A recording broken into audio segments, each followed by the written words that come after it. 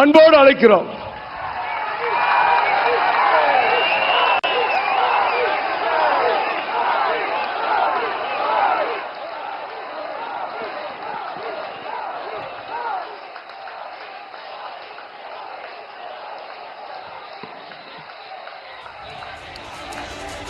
வணக்கம் சென்னை.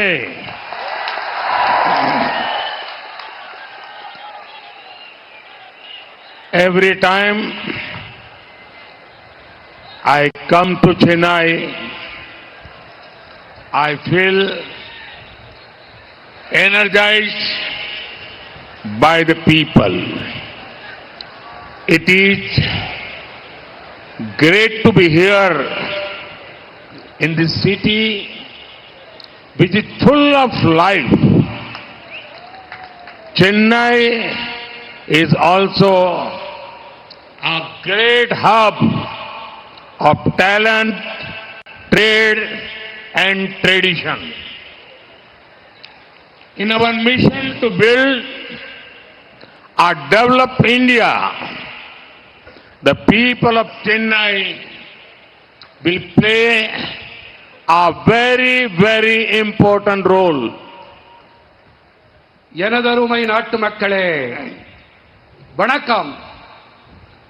ஒவ்வொரு முறையும் நான் சென்னைக்கு வரும்போது தமிழர்களால் எனக்கு சக்தி உண்டாகிறது.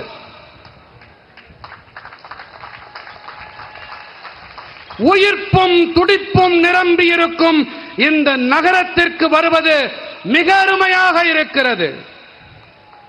திறமைகள், வர்த்தகம், பாரம்பரியம் ஆகியவற்றின் மைய புள்ளி சென்னை.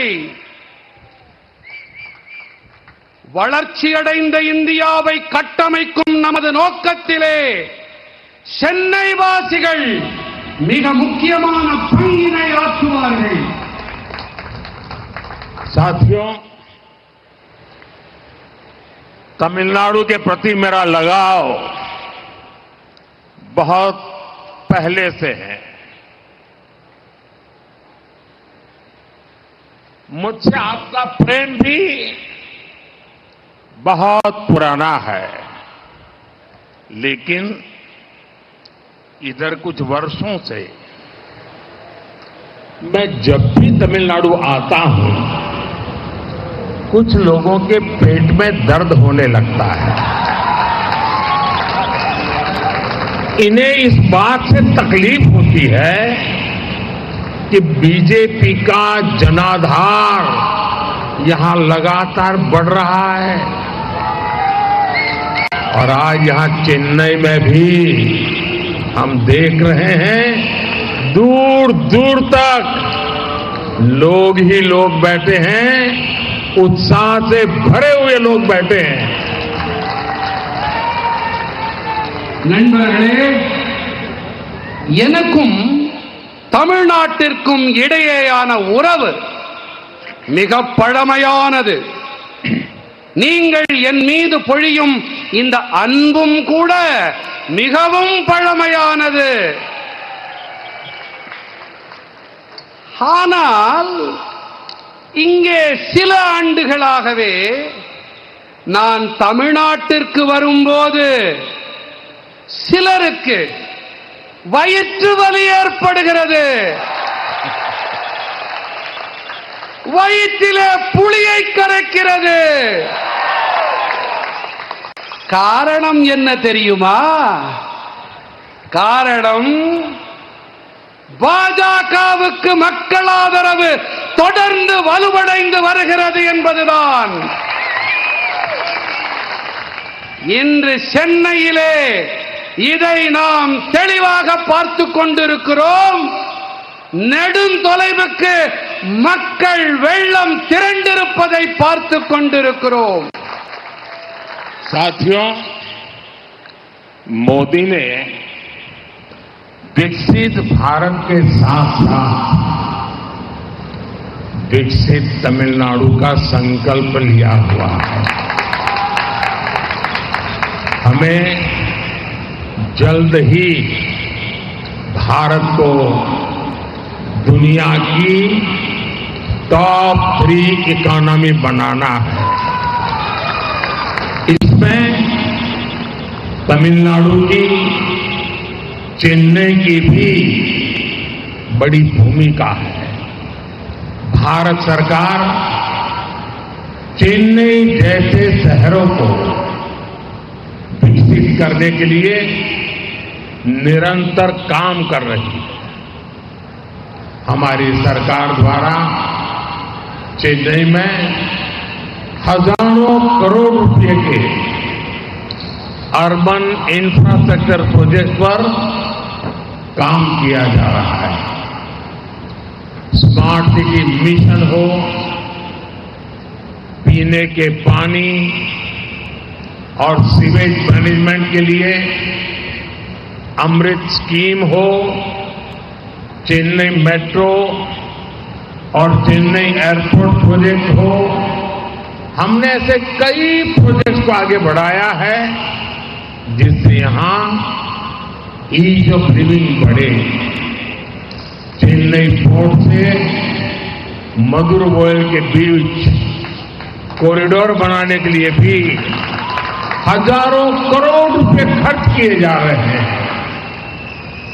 நண்பர்களே, மோடி வளர்ச்சியடைந்த பாரதத்தோடு கூடவே வளர்ச்சியடைந்த தமிழ்நாட்டிற்கான உறுதிப்பாட்டையும் மேற்கொண்டிருக்கிறேன். நாம் மிக விரைவாக பாரதத்தை உலகின் 3 தலை சிறந்த பொருளாதாரங்களில் ஒன்றாக ஆக்க வேண்டும். இதிலே தமிழ்நாட்டின் சென்னையின் பங்களிப்பு மிகப்பெரியது. பாரத அரசு சென்னை போன்ற நகரங்களின் வளர்ச்சிக்காக தொடர்ந்து பணியாற்றி வருகிறது. நமது அரசாங்கம் வாயிலாக சென்னையில் ஆயிரக்கணக்கான கோடி ரூபாய் மதிப்பிலான நகர்ப்புற கட்டமைப்பு திட்டங்கள் தொடர்பான பணிகள் நிறைவேற்றப்பட்டு வருகின்றன. அது ஸ்மார்ட் நகரங்களாகட்டும், குடிநீர் மற்றும் கழிவுநீர் மேலாண்மைக்கான அம்ருத் திட்டமாகட்டும், சென்னை மெட்ரோ மற்றும் சென்னை விமான நிலைய திட்டங்களாகட்டும், சென்னை வாசிகளின் வாழ்க்கை மேம்பாடு அடைய வேண்டும் என்பதற்காக நாம் வாழ்க்கை வாழ்வதில் சுலபத்தன்மை வேண்டும் என்பதன் பொருட்டு பல திட்டங்களை முன்னெடுத்து சென்றிருக்கிறோம்.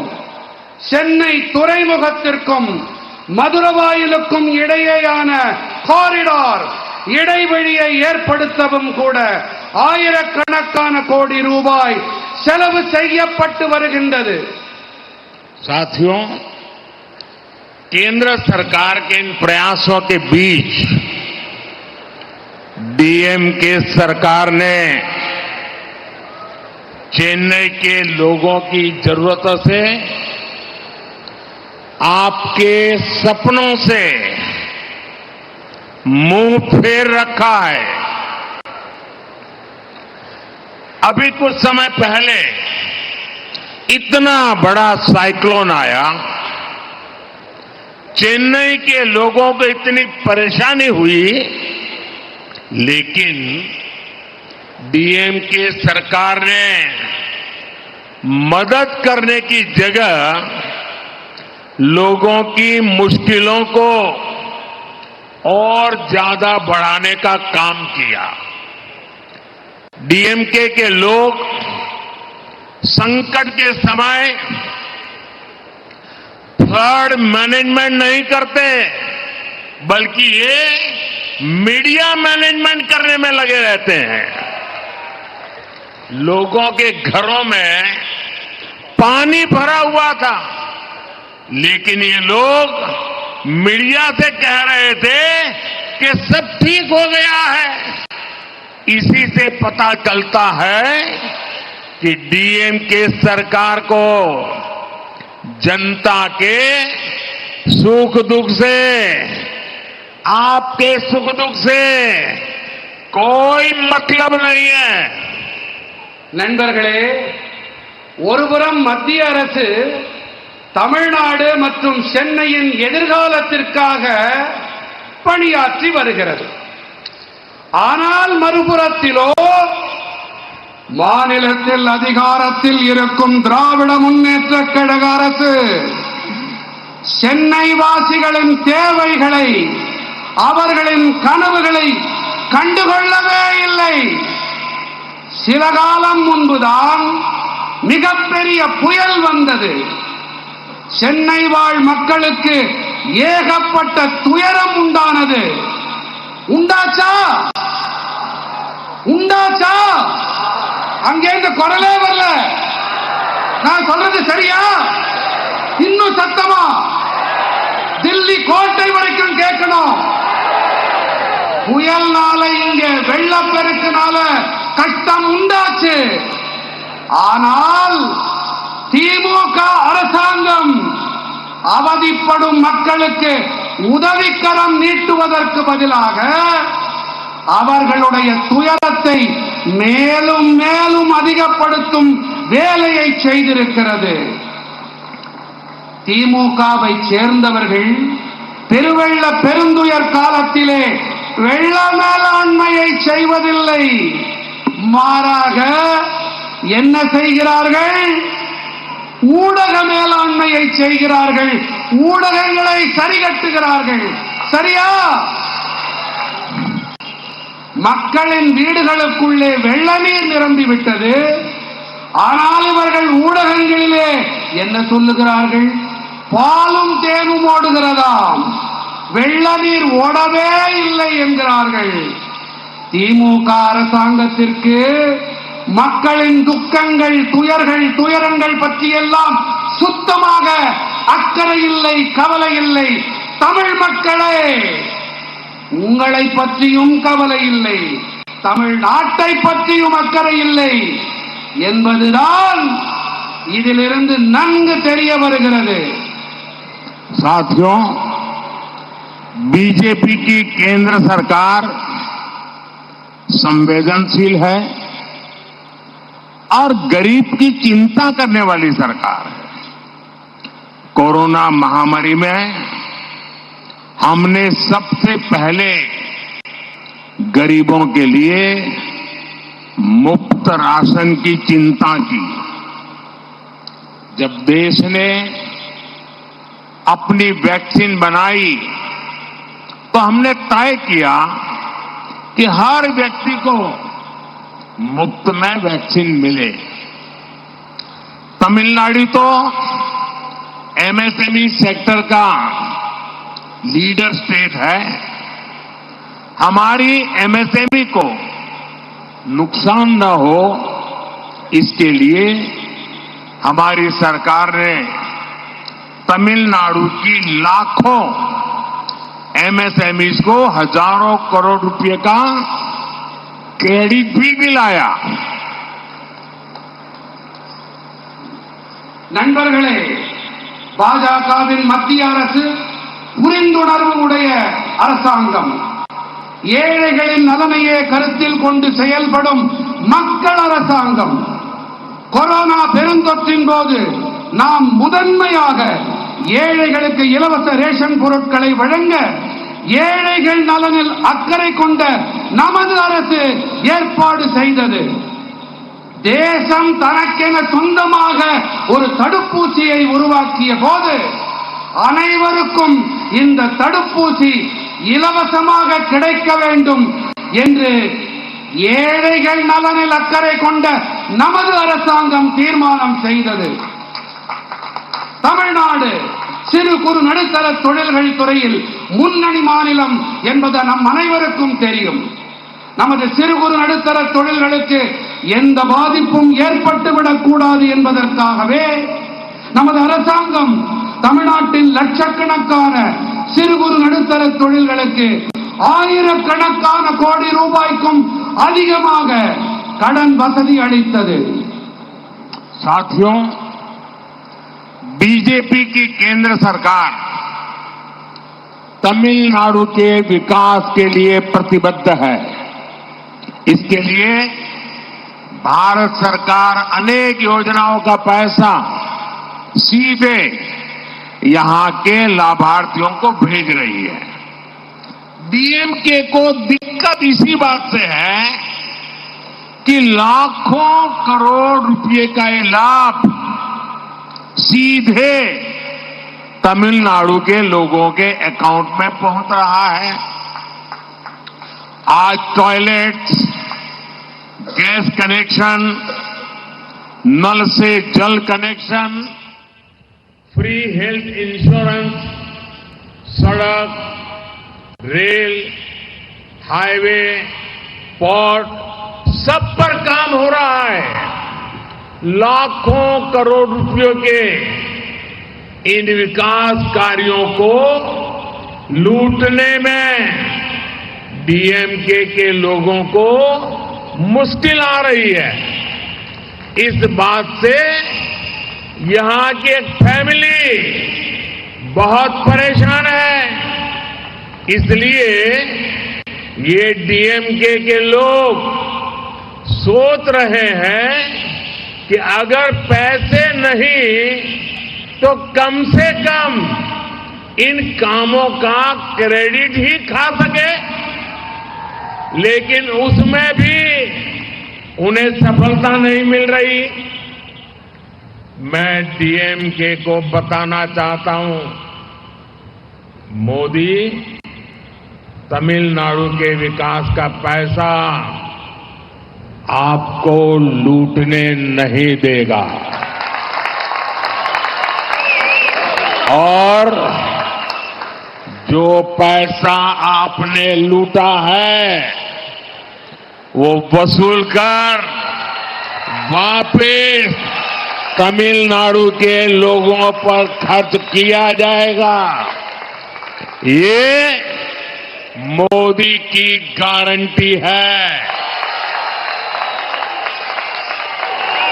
இது மோடியின் கேரண்டி। நண்பர்களே, பாஜகவின் மத்திய அரசு தமிழ்நாட்டின் வளர்ச்சிக்காகவும் முன்னேற்றத்திற்காகவும் கச்சை கட்டிக்கொண்டு பணியாற்றி வருகின்றது. இதன் பொருட்டு பாரத அரசு பல திட்டங்களின் தொகையை நேரடியாக இங்கே பயனாளிகளுக்கு அனுப்பிவிடுகிறது. லட்சக்கணக்கான கோடி ரூபாய் ஆதாயங்கள் இப்போது நேரடியாக மக்களின் வங்கி கணக்குகளை சென்றடைகின்றன என்பதுதான் திமுகவிற்கு மிகப்பெரிய வருத்தம். சரியா? இன்று கழிப்பறைகளாகட்டும், எரிவாயு இணைப்பாகட்டும், குழாய் வழி குடிநீர் இணைப்பாகட்டும், ரயில் வழிகள், சாலைகள், இலவச ஆயுள் காப்பீடுகளாகட்டும், நெடுஞ்சாலைகள், துறைமுகங்கள் என அனைத்து துறைகளிலும் பணிகள் நடந்தேறி வருகின்றன. இந்த வளர்ச்சி திட்டங்களின் லட்சக்கணக்கான கோடி ரூபாயை கொள்ளையடிக்க முடியாமல் இருக்கிறதே என்பதுதான் திமுகவினருக்கு இருக்கும் பெரும் சிக்கல். இந்த விஷயத்தில் ஒரு குடும்பம் மொத்தமுமே பயங்கர எரிச்சலில் இருக்கிறது. இந்த திமுக காரர்கள் என்ன நினைக்கிறார்கள் என்றால், பணம் தான் கிடைக்கவில்லை, குறைந்தபட்சம் அதை நாங்கள் தான் செய்தோம் என்று தம்பட்டம் அடித்துக் கொள்ளலாம். என்னமோ ஒட்டுவாங்களே, என்னது என்னது இன்னும் அதை ஒட்டிக்கிறாங்க. ஆனால் ஐயோ பாவம், இதிலும் கூட அவர்களுக்கு வெற்றி கிடைக்கவில்லை. நான் திமுக காரர்களுக்கு ஒன்று கூறிக்கொள்ள விரும்புகிறேன். மோடி தமிழ்நாட்டின் வளர்ச்சி திட்டங்களுக்காக அளிக்கப்படும் பணத்தை கொள்ளையடிக்க விடமாட்டான். எந்த பணத்தை நீங்கள் கொள்ளையடிக்கின்றீர்களோ, கொள்ளையடித்திருக்கிறீர்களோ, அந்த பணம் திரும்ப வசூலிக்கப்பட்டு தமிழ்நாட்டின் மக்களுக்காகவே செலவு செய்யப்படும். எனதருமை நாட்டு மக்களே, இது மோடி அளிக்கும் கேரண்டி. இது மோடியின் உத்தரவாதம்.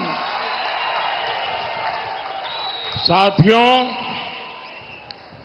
परिवारवादी पार्टियां सिर्फ और सिर्फ अपने भविष्य की सोचती हैं, जबकि मोदी देश के भविष्य का सोचकर काम कर रहा है।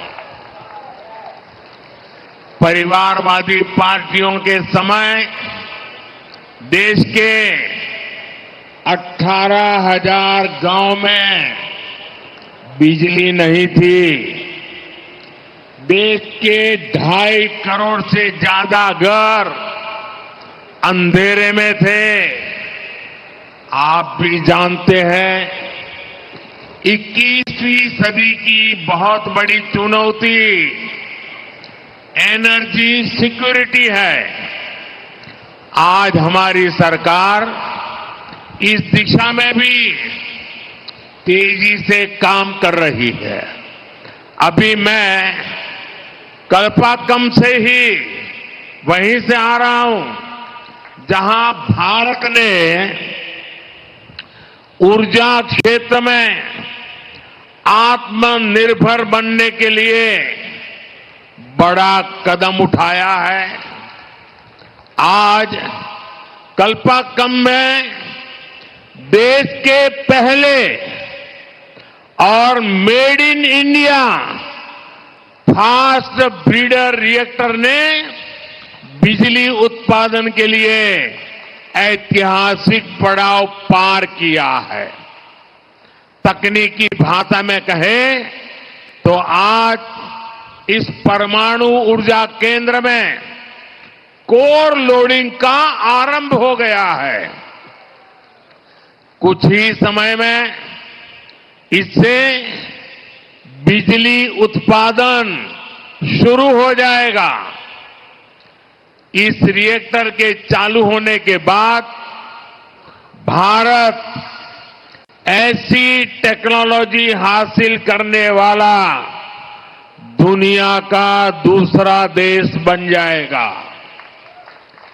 मैं सभी भारतवासियों को इस उपलब्धि के लिए बहुत बहुत बधाई देता हूं।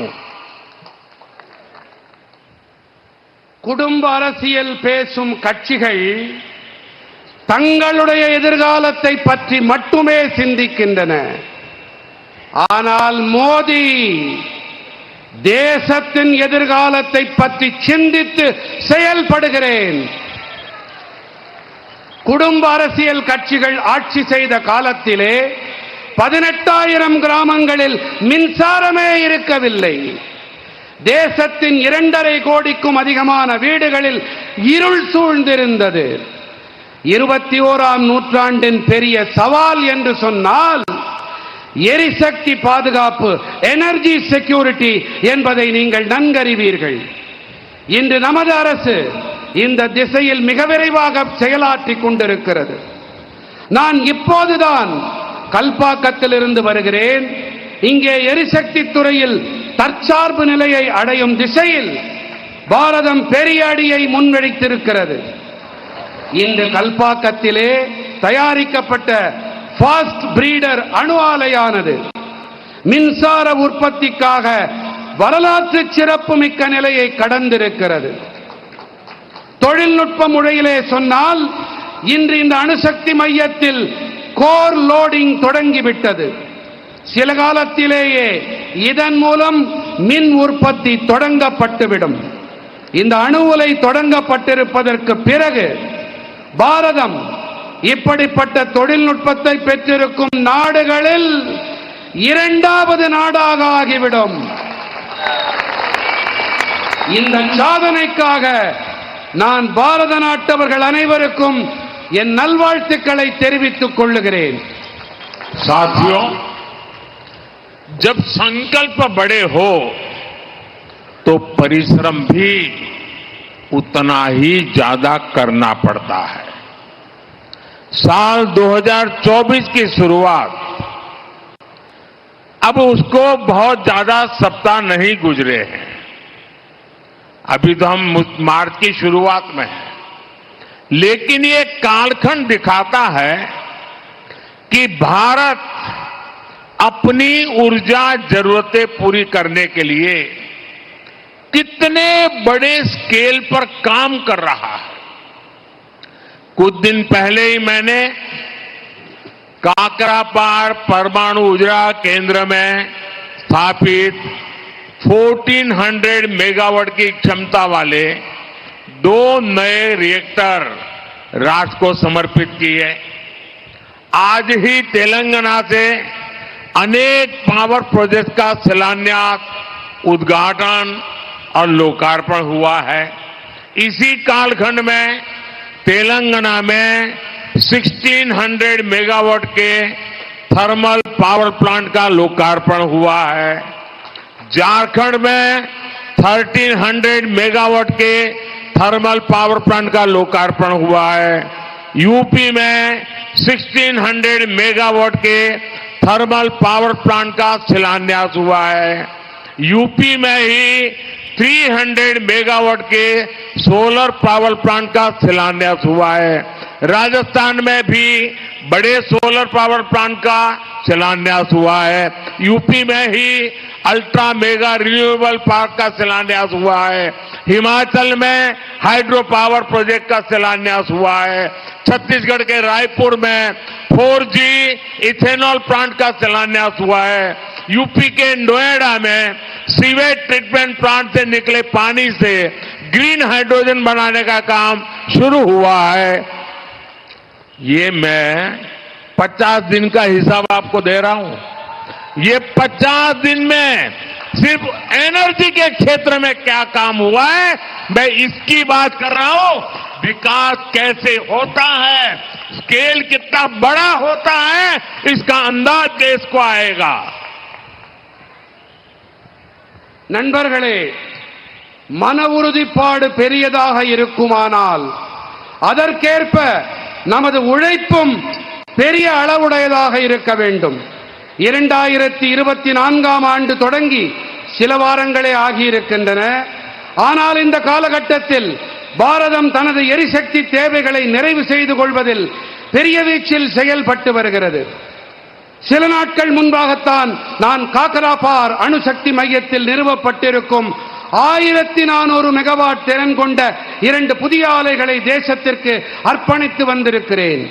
இன்றுதான் தெலங்கானாவின் பல ஆற்றல் திட்டங்களுக்கான அடிக்கல் நாட்டப்பட்டன, திறந்து வைத்து மக்களுக்கு அர்ப்பணிக்கப்பட்டிருக்கின்றன. தெலங்கானாவில் 1600 மெகாவாட் அனல் மின் நிலையம் நாட்டிற்கு அர்ப்பணிக்கப்பட்டிருக்கிறது. ஜார்க்கண்டில் 1300 மெகாவாட் திறன் கொண்ட அனல் மின் நிலையத்திற்கு அடிக்கல் நாட்டப்பட்டிருக்கிறது.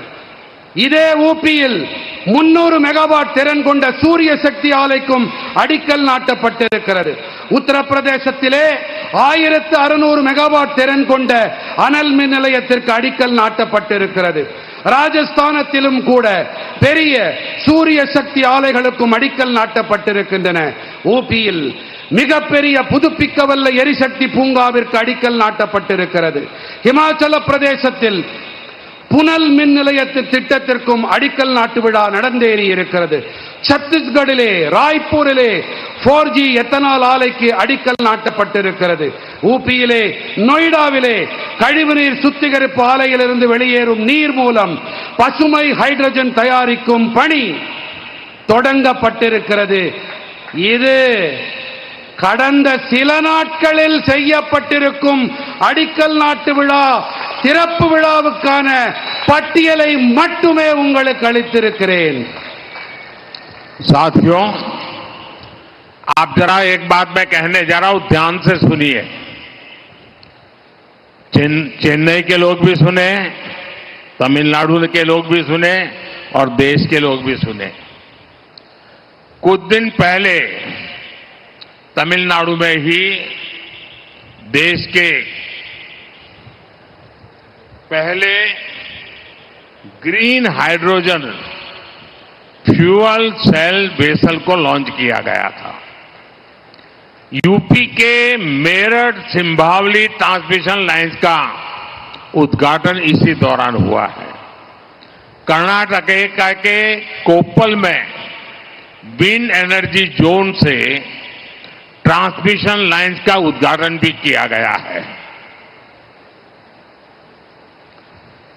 நண்பர்களே, நான் இப்போது கூறவிருக்கும் தகவலை நீங்களும் சரி, தமிழ்நாட்டு மக்களும் சரி, நம் நாட்டு மக்களும் சரி சற்றே காது கொடுத்து கவனமாக கேட்க வேண்டும் என்று விண்ணப்பிக்கிறேன்.